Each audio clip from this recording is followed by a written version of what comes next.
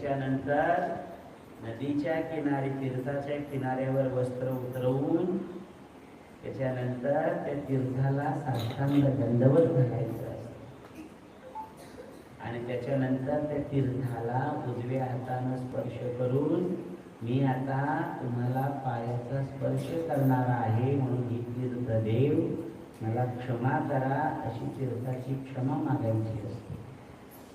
त्याच्यानंतर उजवा पाय त्या तीर्थात टाकायचा असतो आणि जिथपर्यंत आपल्याला जायचंय कमरेपर्यंत पाण्यात जायचंय तिथपर्यंत पाय धबाधब आपटत जायचं नाही, हळूच पाय उचलत जायचं असतं आणि मग कमरेभर पाण्यात गेल्यानंतर तीर्थ जिकडनं वाहत आलेले त्या दिशेला तोंड करायचं असतं. ती कोणती का दिशा असेल ना त्यावेळेला पूर्व उत्तर बघायचं नसतं.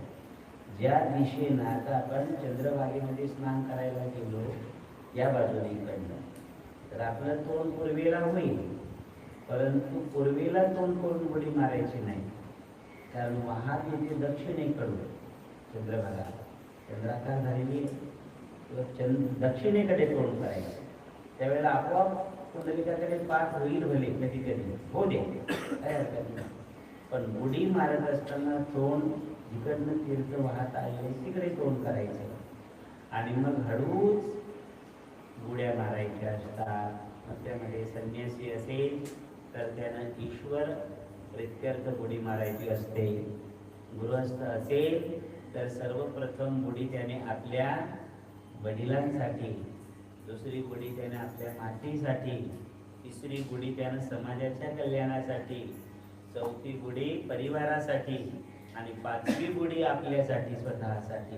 अशा प्रकारे 5 बुड्या मारून मग त्या तीर्थाचं निमज्जन झालं, त्याला म्हणतात निमज्जन.